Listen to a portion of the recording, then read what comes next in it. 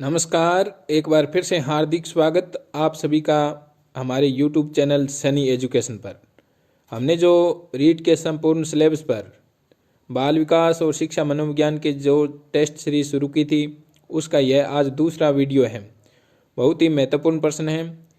आप सभी इस वीडियो को पूरा देखें और साथ साथ में प्रश्नों के उत्तर भी दें, ताकि आपको पता चल सके कि आपकी तैयारी कितनी है। यदि आप चैनल पर नए हो तो चैनल को सब्सक्राइब जरूर करें और इसकी PDF प्राप्त करने के लिए हमारे टेलीग्राम ग्रुप को जरूर ज्वाइन करें।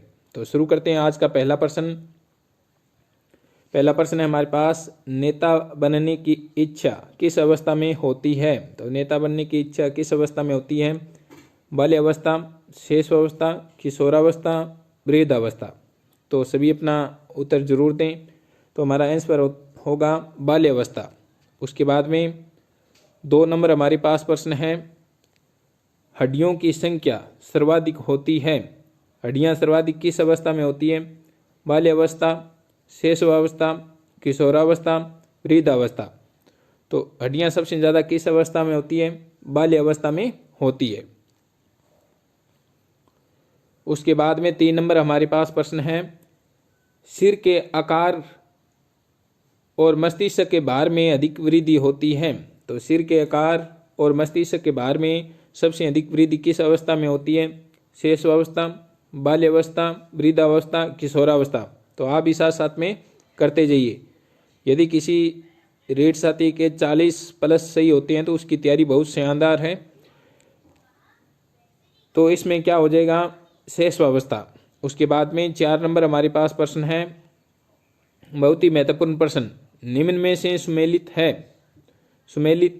है लैंगिक अवस्था 3 से 7 वर्ष, जनेंद्रिय अवस्था 12 से 20 वर्ष, गुदावस्था जन्म से 18 माह तक, सुप्तावस्था 5 से 12 वर्ष तक।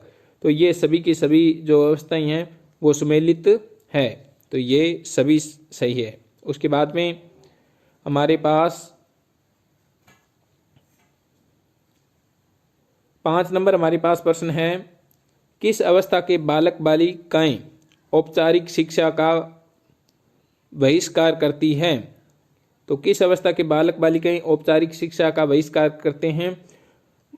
किशोरावस्था के अंदर बालक और बालिकाएं औपचारिक शिक्षा का बहिष्कार करने लगते हैं। उसके बाद में 6 नंबर हमारे पास प्रश्न है, बालक का सामाजिक विकास सर्वाधिक होता है।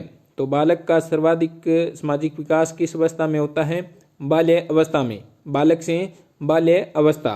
उसके बाद में हमारे पास 7 नंबर बहुत ही महत्वपूर्ण प्रश्न है, शब्दों के माध्यम से विचारों को अभिव्यक्त करने की कला किसकी देन है? अमूर्त बुद्धि, मूर्त बुद्धि, यांत्रिक बुद्धि, यह सभी। तो शब्दों के माध्यम से जो विचार प्रकट किए जाते हैं वो अमूर्त बुद्धि की देन होती है। उसके बाद में हमारे पास 8 नंबर प्रश्न है, किस विचारक ने विद्यालय को लघु समाज की संज्ञा दी थी? तो किस विचारक ने दी थी? John Dewey, Rutherford, William James Watson. तो जॉन डीवी ने सबसे पहले विद्यालय को लघु समाज की संज्ञा दी थी। उसके बाद में 9 नंबर हमारे पास प्रश्न है, कोई भी बालक उसी अनुपात में बुद्धिमान होता है जिस अनुपात में उसमें अमूर्त चिंतन की क्षमता पाई जाती है। तो बहुत ही महत्वपूर्ण प्रश्न है, आप सभी इसका आंसर जरूर दें। Terman, Watson, Dearborn, Stanley Hall. तो इसका आंसर हो जाएगा टर्मन। उसके बाद में 10 नंबर हमारे पास प्रश्न है, बुद्धि जन्मजात होती है, यह किसने कहा था? तो बुद्धि जन्मजात होती है, किसने कहा था? रोस ने, रमन ने, डियरबोन ने, स्टैनले हॉल ने। तो यह सबसे पहले रोस ने कहा था। उसके बाद में किस विचारक ने बुद्धि को केंद्रीय प्रवृत्ति का भाग बताया? तो किस विचारक ने बताया था? अल्फ्रेड बिने ने। उसके बाद में हमारे पास 12 नंबर प्रश्न है, किस विचारक ने बुद्धि को बालू के ढेर की संज्ञा दी थी? तो किस विचारक ने? हमारे पास 4 ऑप्शन है, थोरनडाइक, केटल, अरस्तु, रूसो।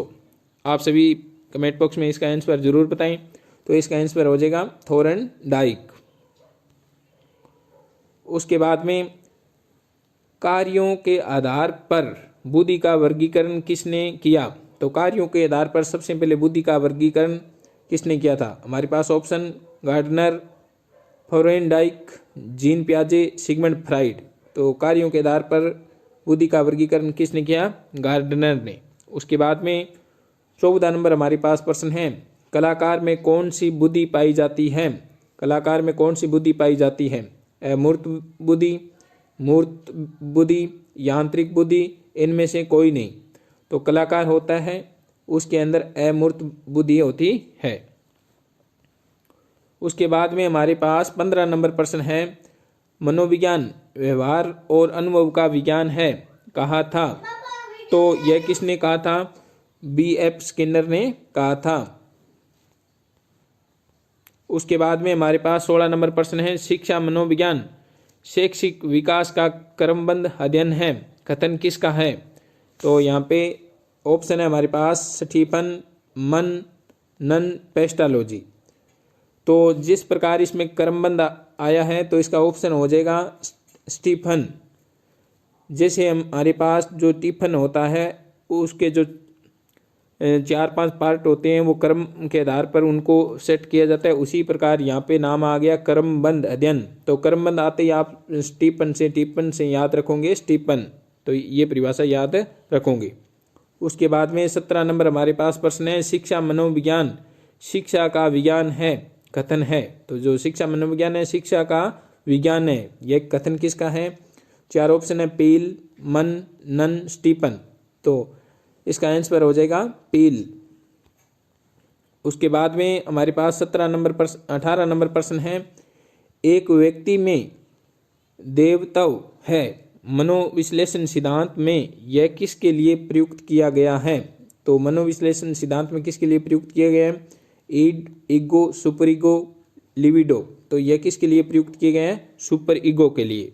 उसके बाद में 19 नंबर हमारे पास प्रश्न है, शिक्षा मनोविज्ञान जरूरी है? तो शिक्षा जो मनोविज्ञान है किसके लिए जरूरी है? शिक्षक के लिए, छात्र के लिए, अभिभावक के लिए या सभी के लिए? तो हमारे पास आंसर हो जाएगा शिक्षा मनोविज्ञान केवल शिक्षक के लिए यहाँ पे जरूरी होती है। उसके बाद में हमारे पास 20 नंबर प्रश्न है, शिक्षा बालक की जन्मजात शक्तियों का विकास करती है, यह किसने कहा था? शिक्षा बालक की जन्मजात शक्तियों का विकास करती है, यह किसने कहा था? फ्रोबेल ने कहा था। उसके बाद 21 नंबर हमारे पास प्रश्न है, मनोविज्ञान का ज्ञान उपयोगी है? पहले हमने जो प्रश्न पढ़ा वो था शिक्षा मनोविज्ञान का ज्ञान उपयोगी है, और यहाँ पे है मनोविज्ञान। तो मनोविज्ञान का ज्ञान किसके लिए उपयोगी है? शिक्षक के लिए, अभिभावक के लिए, विद्यालय प्रशासन के लिए या उपयुक्त सभी के लिए? तो जो मनोविज्ञान का ज्ञान है वो सभी के लिए उपयोगी होता है, लेकिन जो शिक्षा मनोविज्ञान है उसके अंदर उसका ज्ञान शिक्षक के लिए बहुत जरूरी है।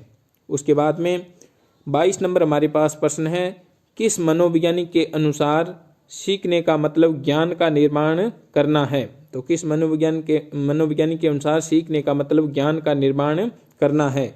तो हमारे पास ऑप्शन है 4, वाइगोत्स्की, सिगमंड फ्राइड, पियाजी और B.F. स्किनर। तो इसका ऑप्शन हो जाएगा हमारे पास वाइगोत्स्की। उसके बाद में 23 नंबर हमारे पास प्रश्न है, निम्न में से कौन मनोवैज्ञानिक नहीं है? तो कौन मनोवैज्ञानिक नहीं है? ऑप्शन है हमारे पास जॉन डीवी, वाटसन, हल, जीन पियाजे। तो इनमें से हमारे पास जो पहला ऑप्शन है जॉन डीवी, वो मनोवैज्ञानिक नहीं थे। उसके बाद में 24 नंबर हमारे पास प्रश्न है, मनोविज्ञान अध्ययन है? तो मनोविज्ञान किसका अध्ययन है? व्यवहार का वैज्ञानिक अध्ययन, आत्मा का, आदतों का। तो मनोविज्ञान किसका अध्ययन है? व्यवहार का वैज्ञानिक अध्ययन।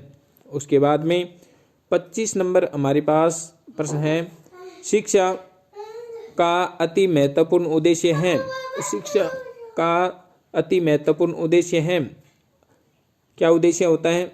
आजीविका कमाना, बच्चों का सर्वांगीण विकास करना, पढ़ना लिखना सिखाना, बौद्धिक विकास। तो जो शिक्षा है उसका महत्वपूर्ण उद्देश्य होते हैं बच्चों का सर्वांगीण विकास करना। 2 नंबर ऑप्शन इसका आंसर हो जाएगा। उसके बाद में 26 नंबर हमारे पास प्रश्न है, शिक्षा मनोविज्ञान में जिन बालकों के व्यवहार का अध्ययन किया जाता है वह है। तो शिक्षा मनोविज्ञान में किन बालकों का अध्ययन किया जाता है? ऑप्शन 4 हमारे पास समस्यात्मक बालक, कम गति से सीखने वाले बालक, मंदबुद्धि बालक। तो शिक्षा मनोविज्ञान में इन सभी बालकों का अध्ययन किया जाता है। उसके बाद में हमारे पास प्रश्न है 27 नंबर, शिक्षा मनोविज्ञान एक अध्यापक के लिए उपयोगी है क्योंकि यह उसे सहायता करता है। तो किस में सहायता करता है? उद्देश्य निर्धारित करने में बिल्कुल नहीं, विद्यार्थियों को सीखने हेतु अभिप्रेरित करने में, अपने पाठ की विषय वस्तु तय करने में, सहायक शिक्षण सामग्री काम में लेने में। तो इसका ऑप्शन हमारे पास 2 नंबर ऑप्शन हो जाएगा, विद्यार्थियों को सीखने हेतु अभिप्रेरित करने में। उसके बाद में हमारे पास 28 नंबर प्रश्न, इनमें से मैकडूगल द्वारा बताया गया संवेग है। मैकडूगल ने कौन सा संवेग बताया था?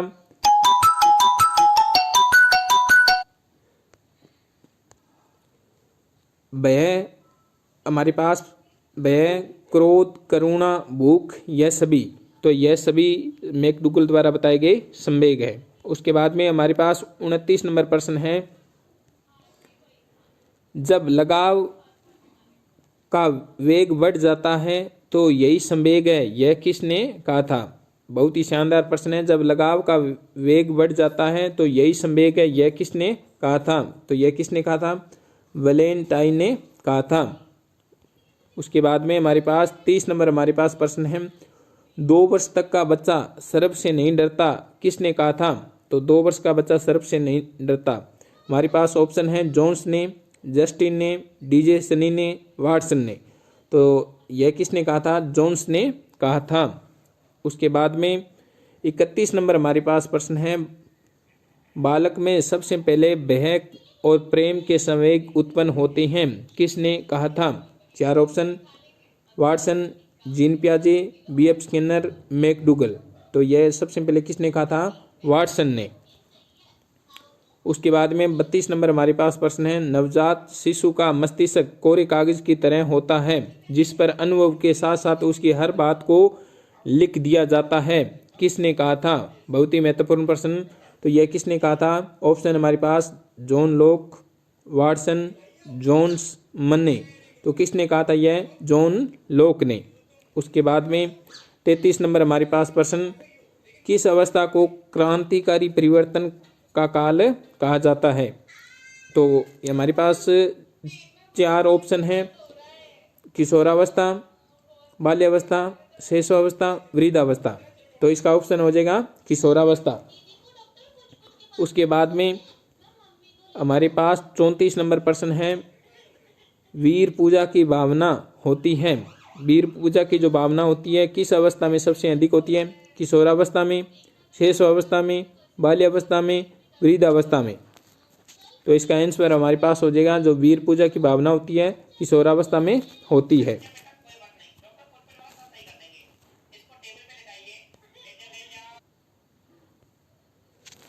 हमारे पास 35 नंबर प्रश्न है, किशोर के असामान्य व्यवहार पर सबसे अधिक प्रभाव कौन सी संस्था का पड़ता है?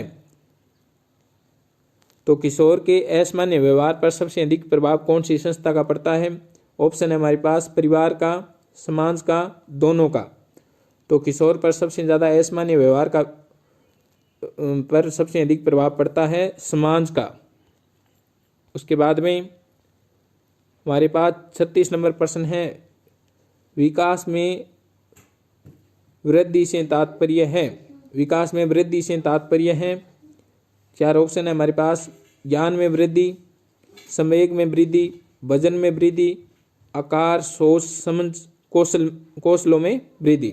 तो विकास में वृद्धि से तात्पर्य आकार में वृद्धि होना, सोच में वृद्धि होना, समझ विकसित होना और कौशलों में वृद्धि होना। उसके बाद में हमारे पास 37 नंबर प्रश्न, बाल्यावस्था को शिक्षा शास्त्रियों ने क्या कहा है? तो बाल्यावस्था में शिक्षा वाली अवस्था को शिक्षा शास्त्रियों ने क्या कहा है? समूह की आयु, अकेली आयु, यह दोनों, इनमें से कोई नहीं। तो बाल्य अवस्था को शिक्षा शास्त्रियों ने क्या कहा है? समूह की आयु। उसके बाद में शारीरिक शिक्षा का स्वर्ण युग कहते हैं। शारीरिक शिक्षा का स्वर्ण युग किसको कहते हैं?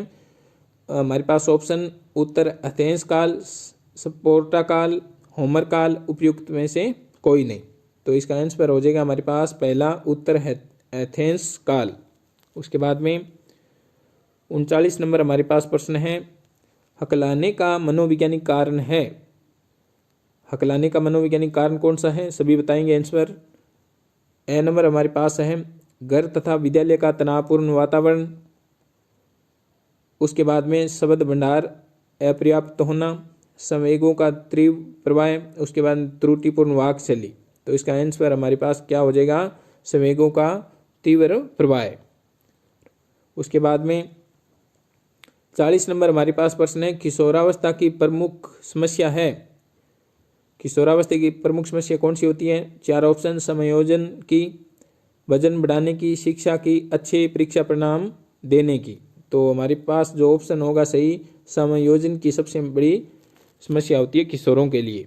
उसके बाद में 41 नंबर प्रश्न है, एक किशोर अपने अध्यापक द्वारा दंडित होने पर अपने छोटे भाई बहन या दोस्त को पीटता है या कुर्सियां व टेबल तोड़ता है, यह उदाहरण है। तो कोई किशोर है, वह उसको अध्यापक यदि उसको दंडित करता है तो वह अपने छोटे भाई बहन को घर पर जाके पीटता है, कुर्सियां टेबल तोड़ता है। तो यह उदाहरण किसका है? देखते हैं। 4 ऑप्शन हमारे पास, विस्थापन, क्षतिपूर्ति, प्रतिगमन, प्रक्षेपण। तो कौन सा उदाहरण होता है? ये इसका ऑप्शन हो जाएगा विस्थापन। उसके बाद में 42 नंबर हमारे पास प्रश्न है, निम्न में से एक विकास का सिद्धांत नहीं है। तो विकास का कौन सा सिद्धांत नहीं है? निरंतर प्रक्रिया, गतिशील प्रक्रिया, पूर्व कथनीय प्रक्रिया, प्रतिवर्ती प्रक्रिया। तो इसका ऑप्शन हो जाएगा प्रतिवर्ती प्रक्रिया। ये विकास का सिद्धांत नहीं है।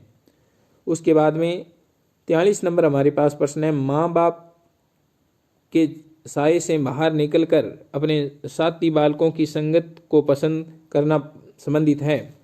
तो माँ बाप के साए से बाहर निकलकर अपने साथियों को पसंद करते हैं, तो यह किस अवस्था की विशेषता होती है? 4 ऑप्शन हमारे पास, पूर्व किशोरावस्था से, उत्तर बाल्यावस्था से, उत्तर किशोरावस्था से, उत्तर शैशवावस्था से। तो इसका हमारे पास आंसर हो जाएगा पूर्व किशोरावस्था से। उसके बाद में 44 नंबर हमारे पास प्रश्न है, चाइल्डहुड एंड सोसाइटी के रचयिता है। तो चाइल्डहुड एंड सोसाइटी के रचयिता कौन है? 4 option, Erikson, Watson, John Dewey Hull. तो इसका पहला ऑप्शन हमारे पास सही होगा, एरिक्सन। उसके बाद में 45 नंबर हमारे पास प्रश्न है, फ्राइड ने मनोलैंगिक विकास की कितनी अवस्थाएं बताई है?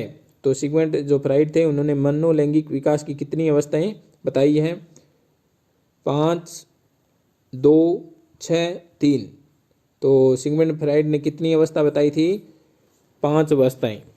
उसके बाद में हमारे पास 46 नंबर प्रश्न है, किस अवस्था में बालक में ओडिपस और बालिका में इलेक्ट्रा पस ग्रंथि का विकास होता है? तो किस अवस्था में होता है? लैंगिक अवस्था में, मुख्य अवस्था में, गुदीय अवस्था में, ए दृष्टया अवस्था में। तो किस अवस्था में होता है? लैंगिक अवस्था में होता है। उसके बाद में हमारे पास 47 नंबर प्रश्न है, दीक्षा हर समय अपनी साज सजा पेटिका को लिए कांच के सामने खड़ी रहती है, उसके लिए जिस अवस्था में होने की संभावना है वह है। तो एक बार फिर से 47 नंबर प्रश्न क्या है? दीक्षा हर समय अपनी साज सजा पेटिका को लिए कांच के सामने खड़ी रहती है, उसके लिए जिस अवस्था में होने की संभावना है वह कौन सी अवस्था है? तो दीक्षा कौन सी अवस्था में होगी? उत्तर किशोरावस्था में, उत्तर बाल्यावस्था में, पूर्व बाल्यावस्था में या प्रौढ़ावस्था में? तो इसका आंसर हो जाएगा उत्तर किशोरावस्था। उसके बाद में हमारे पास प्रश्न है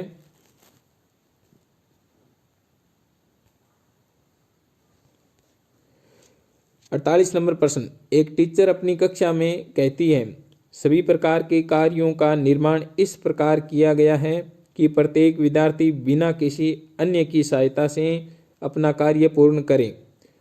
यह कौशल वर्ग के किस नैतिक विकास के चरण की ओर संकेत दे रही है? तो एक टीचर अपनी कक्षा में कहती है सभी प्रकार के कार्यों का निर्माण इस प्रकार से किया गया है कि प्रत्येक विद्यार्थी बिना किसी अन्य की सहायता से अपना कार्य पूर्ण करे। तो यह कौशल वर्ग के किस नैतिक विकास के चरण की ओर संकेत दे रही है?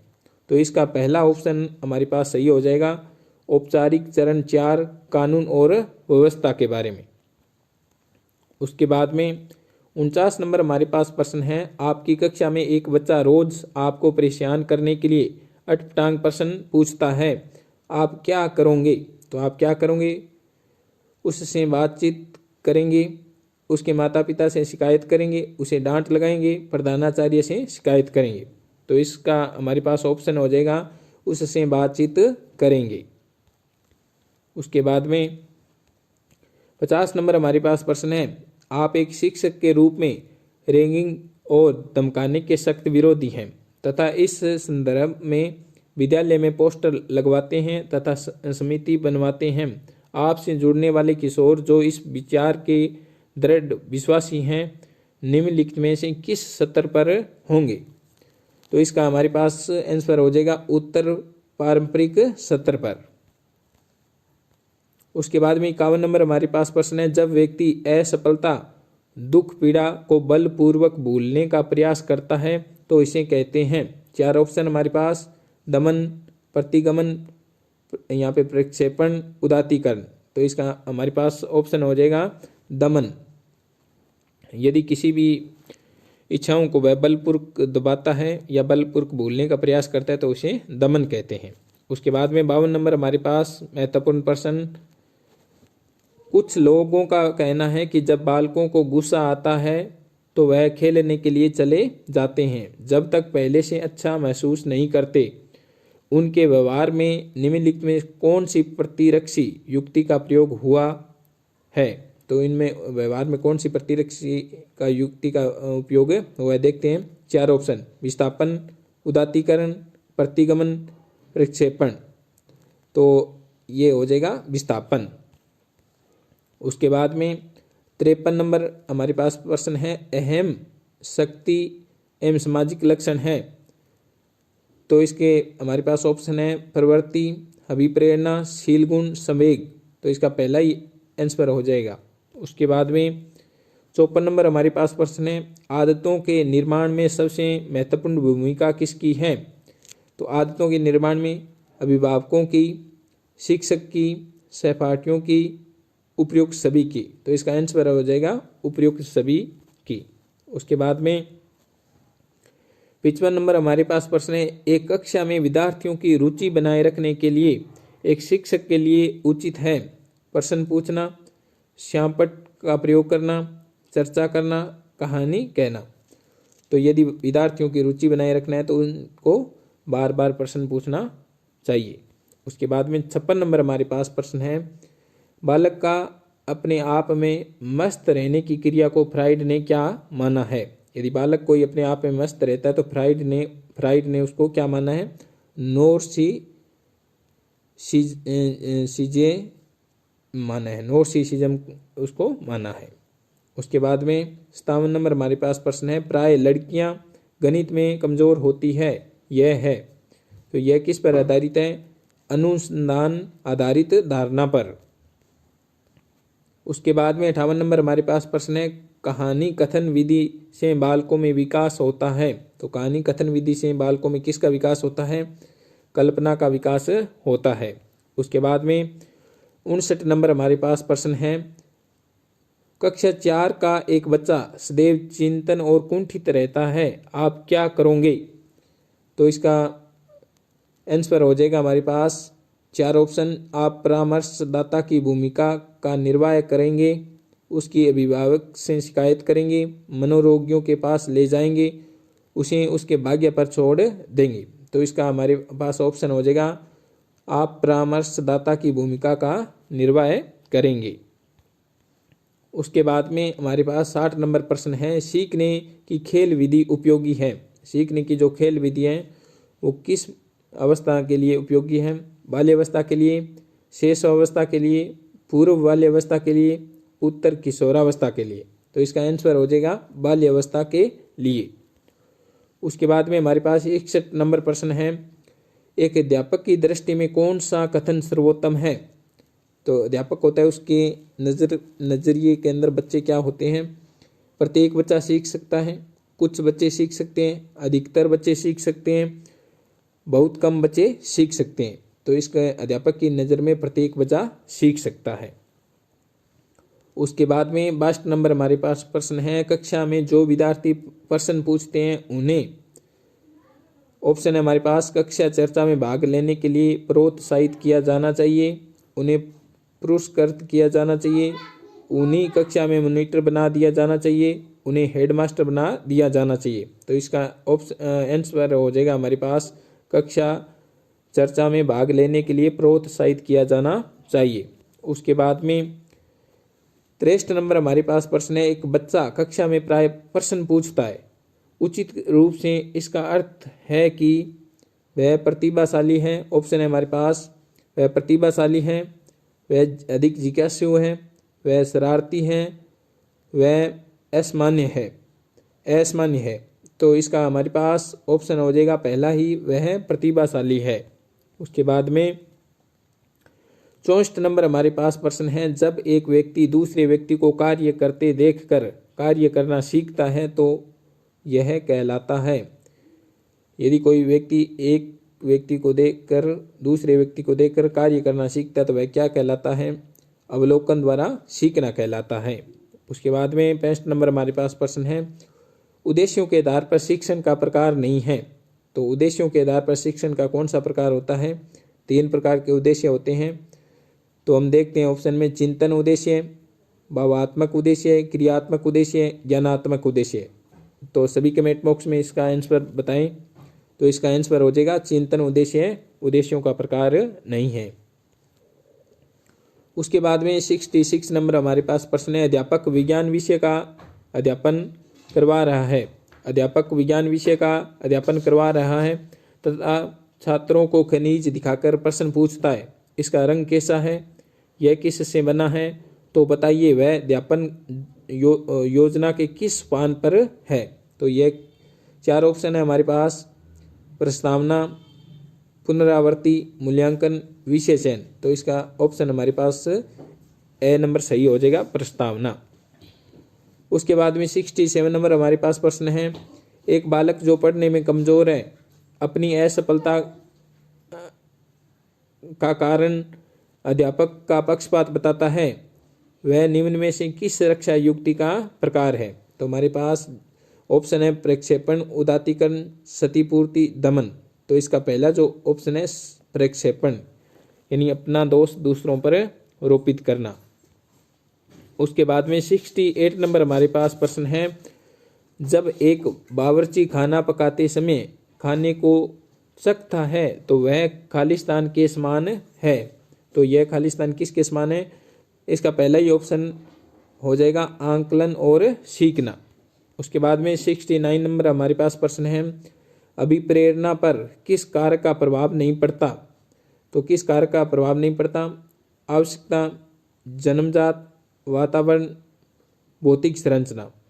तो भौतिक संरचना का अभिप्रेरणा पर कोई प्रभाव नहीं पड़ता।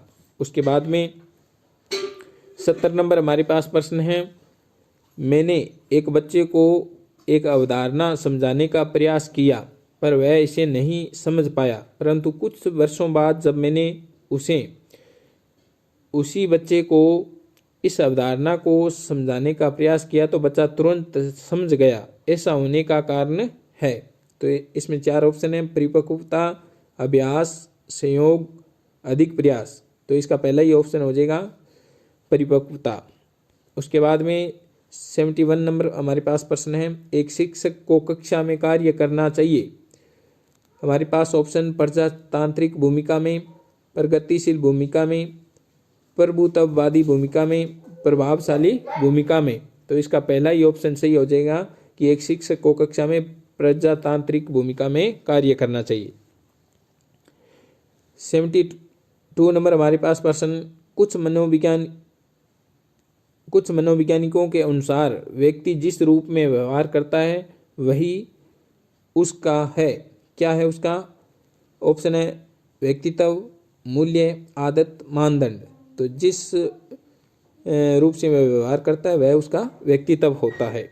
उसके बाद में 73 नंबर प्रश्न है हमारे पास, फ्राइड के अनुसार व्यक्तित्व की दृष्टि से महत्वपूर्ण है। तो फ्राइड के अनुसार व्यक्तित्व की दृष्टि से क्या चीज़ महत्व है? अचेतन मन। उसके बाद में 74 नंबर हमारे पास प्रश्न है, किसने सबसे पहले बुद्धि परीक्षण का निर्माण किया था? तो किसने किया था सबसे पहले बुद्धि परीक्षण का निर्माण? 4 ऑप्शन है हमारे पास, अल्फ्रेड बिने, टर्मन, PNN, डेविड वेसल। तो सबसे पहले बुद्धि का जो परीक्षण किया था अल्फ्रेड बिने ने किया था। उसके बाद में हमारे पास 75 नंबर प्रश्न, बहुत ही शानदार प्रश्न, समूह का चयन कीजिए। समूह का चयन कीजिए। ऑप्शन हमारे पास जड़ बुद्धि, मंद बुद्धि, श्रेष्ठ बुद्धि, प्रतिभाशाली। 2 नंबर ऑप्शन है हमारे पास जड़ बुद्धि, श्रेष्ठ बुद्धि, प्रतिभाशाली, मंद बुद्धि। तो उसके बाद में 3 नंबर ऑप्शन है हमारे पास श्रेष्ठ बुद्धि, मंद बुद्धि, जड़ बुद्धि, प्रतिभाशाली। और उसके बाद 4 नंबर ऑप्शन है हमारे पास मंद बुद्धि, जड़ बुद्धि, श्रेष्ठ बुद्धि, प्रतिभाशाली। तो इसमें हमारा सही हो जाएगा पहला ऑप्शन, क्योंकि पहले जड़ बुद्धि होती है, उसके बाद में मंद बुद्धि, उसके बाद में श्रेष्ठ बुद्धि और उसके बाद में प्रतिभाशाली होती है। उसके बाद में हमारे पास 76 नंबर हमारे पास प्रश्न है, हमारी मस्तिष्क का कितना भाग चेतन तथा कितना भाग अचेतन है? तो कितना भाग चेतन और कितना भाग अचेतन है? तो 1/10 ऑप्शन इसका सही होगा। उसके बाद में 77 नंबर हमारे पास प्रश्न है, TAT परीक्षण में कार्ड की संख्या होती है। TAT में कार्ड की संख्या कितनी होती है? 10, 20, 30, 40। तो T से 30 यानी 30, ये याद रखना, T से 30 यानी 30 होते हैं। TAT परीक्षण में कार्ड की संख्या कितनी होती है? 30 होती है। उसके बाद में 78 नंबर हमारे पास प्रश्न है, आप कक्षा में रामायण पढ़ाना चाहते हैं, आप कौन सी विधि को सर्वश्रेष्ठ मानेंगे? तो हमारे पास ऑप्शन कहानी विधि को, खेल विधि, खोज विधि को, समस्या समाधान विधि को। तो इसका पहला ही ऑप्शन सही हो जाएगा। उसके बाद में 79 नंबर हमारे पास प्रश्न है, एक छोटे कद की लड़की ऊंची एड़ी के जूते पहनकर लंबी दिखना चाहती है, उसने निम्न में से किस रक्षा युक्ति का प्रयोग किया है? 4 ऑप्शन, क्षतिपूर्ति, औचित्य स्थापन, दमन, प्रतिगमन। तो इसका हमारे पास पहला जो ऑप्शन है क्षतिपूर्ति, उसने अपनी क्षतिपूर्ति रक्षा युक्ति का प्रयोग किया है। उसके बाद में 80 नंबर हमारे पास प्रश्न है, समायोजन का अभाव पाया जाता है। तो ये प्रश्न हम पहले भी पढ़ चुके हैं। समायोजन का प्रभाव सबसे ज़्यादा किस अवस्था में होता है? किशोरावस्था में। 81 नंबर हमारे पास प्रश्न है, सृजनात्मकता नहीं है। तो सृजनात्मकता के 3 तत्व होते हैं, कौन से होते हैं? सहमति, मौलिकता, नवीनता, धारा, प्रवाहिता। तो इसमें सृजनात्मकता किस में नहीं होती है? सहमति में नहीं होती है। उसके बाद में एक बालक अनुपयोगी वस्तुओं से सुंदर आकृति बनाता है, यह दर्शाता है। तो कोई बालक है जो अनुपयोगी वस्तुओं से सुंदर आकृति बनाता है, तो वह दर्शाता है? सृजनशीलता, प्रतिभाशाली, श्रेष्ठता, मूर्खता। तो वह बालक क्या है? सृजनशील है। उसके बाद में 83 नंबर हमारे पास प्रश्न है, एक बालक असंभव प्रतीत होने वाली कल्पना करता है, यह संकेत है उसकी, यानी असंभव प्रतीत होने वाली कल्पना करता है। यह क्या चीज़ है? उसकी सृजनशीलता, प्रतिभाशाली, औसत बुद्धि, मंद बुद्धि। तो यह उसकी सृजनशीलता का संकेत है। उसके बाद में 84 नंबर हमारे पास प्रश्न है, शिक्षा का अधिकार उद्घोषित हुआ था। शिक्षा का जो अधिकार है कब उद्घोषित हुआ था? 2009 के अंदर। उसके बाद में 85 नंबर हमारे पास प्रश्न है, निःशुल्क एवं अनिवार्य शिक्षा बालकों का अधिकार 2009 के अंतर्गत किसी भी अध्यापक को निम्न में से किस कार्य के लिए नहीं लगाया जा सकता? तो निःशुल्क एवं अनिवार्य शिक्षा बालकों का अधिकार 2009 के अंतर्गत किसी भी अध्यापक को किस कार्य में नहीं लगाया जा सकता? तो जनगणना में, आपदा कार्य में, चुनाव कार्य में, पल्स पोलियो कार्यक्रम में। तो इसका आंसर हो जाएगा पल्स पोलियो कार्यक्रम में अध्यापक को नहीं लगाया जा सकता। उसके बाद हमारे पास 86 नंबर प्रश्न है, शिक्षा का अधिकार अधिनियम 2009 में एक अध्यापक के लिए न्यूनतम कार्य घंटे प्रति सप्ताह निर्धारित है।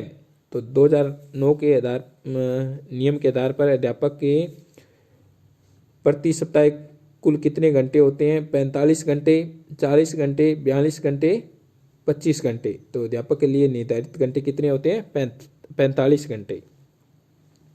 उसके बाद में 87 नंबर हमारे पास प्रश्न है, सर्व शिक्षा अभियान के आधार पर प्राथमिक एवं उच्च प्राथमिक स्तर की कक्षाओं हेतु शिक्षक छात्र अनुपात रहेगा। ऑप्शन 1:40, 1:30, 1:10, 1:20। तो प्राथमिक और उच्च प्राथमिक स्तर पर एक कक्षा में 40 बच्चों पर एक अध्यापक होगा। तो अनुपात हो जाएगा 1:40, 40 बच्चों पर एक अध्यापक होगा। उसके बाद में 88 नंबर प्रश्न, प्राथमिक स्तर पर शैक्षणिक घंटे निर्धारित है 800, 1000, 1200, 230। तो शैक्षणिक स्तर पर घंटे कितने निर्धारित हैं? 800। उसके बाद में 89 नंबर प्रश्न, आपके अनुसार शिक्षण है एक कौशल, एक प्रक्रिया, एक कला, यह सभी? तो शिक्षण क्या है? एक कौशल है। उसके बाद में 90 नंबर हमारे पास प्रश्न है, शिक्षण को रोचक तथा सार्थक बनाने के लिए सबसे अधिक महत्वपूर्ण है। तो सबसे अधिक महत्वपूर्ण क्या है? शिक्षण को रोचक एवं सार्थक बनाने के लिए दृश्य श्रव्य सामग्री। उसके बाद में 91 नंबर हमारे पास प्रश्न है, शिक्षण में कितने प्रकार का सहसंबंध मिलता है? 2, 3, 4, 5। तो शिक्षण में कितने प्रकार का सहसंबंध मिलता है? 2 प्रकार का। उसके बाद में 92 नंबर प्रश्न हमारे पास, शिक्षण में पढ़ाते समय सबसे पहले क्या बनाया जाता है? तो शिक्षण में पढ़ाते समय सबसे पहले क्या बनाया जाता है? वार्षिक योजना, इकाई योजना, दैनिक पाठ योजना, प्रतिमान। तो क्या बनाया जाता है? सबसे पहले इकाई योजना बनाई जाती है। उसके बाद में 93 नंबर हमारे पास प्रश्न है, ज्ञानात्मक पक्ष का अंतिम सत्र क्या है? तो ज्ञानात्मक सत्र का अंतिम पक्ष क्या है? ऑप्शन हमारे पास ज्ञान, छात्र, पाठ्यक्रम, सहायक सामग्री। तो ज्ञानात्मक पक्ष का अंतिम सत्र हो जाएगा ज्ञान। उसके बाद में 94 नंबर हमारे पास प्रश्न है, पाठ योजना पर जिस शिक्षाविद ने सुझाव दिए वह है? तो पाठ योजना पर सबसे पहले किसने सुझाव दिए थे? हर्बर्ट स्पेंसर ने। उसके बाद में 95 नंबर हमारे पास प्रश्न है, वातावरण वह बाहरी शक्ति है जो हमें प्रभावित करती है, किसने कहा था? तो यह किसने कहा था? इसका पहले ही ऑप्शन हो जाएगा रोस ने कहा था। उसके बाद में 96 नंबर हमारे पास प्रश्न है, प्रगतिशील परिवारों में बच्चों में अपेक्षाकृत कौन सा प्रेरक अधिक प्रबल होता है? तो प्रगतिशील जो परिवार के बच्चे होते हैं उनमें उपलब्धि जो उनका प्रेरक होता है वो अधिक विकसित होता है। उसके बाद में 97 नंबर हमारे पास प्रश्न है, चिंतन है। ऑप्शन प्रतीकों का प्रयोग, भाषा का प्रयोग है, संपत्ति अधिगम है, सूझ का सिद्धांत है। तो चिंतन क्या होता है? प्रतीकों का प्रयोग होता है। उसके बाद में 98 नंबर हमारे पास प्रश्न है, संवेदना ज्ञान की पहली सीढ़ी है, यह कथन है। तो यह कथन क्या है? ऑप्शन मानसिक विकास, शारीरिक विकास, ध्यान का विकास, भाषा का विकास। तो संवेदना ज्ञान की पहली सीढ़ी है, यह मानसिक विकास है। उसके बाद में 99 नंबर हमारे पास प्रश्न है, मनुष्य जीवन का आरंभ होता है। तो मनुष्य के जीवन का आरंभ किससे होता है? ऑप्शन केवल एक कोष से, दो कोष से, कई कोष से, कोई भी कोष से नहीं। तो इसका ऑप्शन हमारे पास हो जाएगा केवल एक कोष से मनुष्य का जीवन प्रारंभ होता है। उसके बाद में इस वीडियो का लास्ट प्रश्न 100 नंबर हमारे पास प्रश्न है, बालकों की सोच अमूर्त की अपेक्षा मूर्त अनुभवों से होती है, यह अवस्था है। तो जो मूर्तियों को देखकर बालक किसी भी वस्तुओं को समझता है, तो वह अवस्था क्या होती है? बाल्य अवस्था होती है। बालकों का नाम आते ही बाल्य अवस्था, और बाल्य अवस्था की उम्र क्या होती है? 7 से लेके 12 वर्ष। तो ये थे आज के बाल विकास और मनोविज्ञान के संपूर्ण सिलेबस पर आधारित 100 प्रश्न। यदि वीडियो आपको पसंद आता है तो वीडियो को लाइक करें, अपने मित्रों में ज़्यादा से ज़्यादा शेयर करें ताकि उनको भी इसका लाभ हो सके। और यदि आप चैनल पर नए हो तो चैनल को सब्सक्राइब करें, और इसकी PDF प्राप्त करने के लिए हमारे टेलीग्राम ग्रुप को और ज्वाइन करें।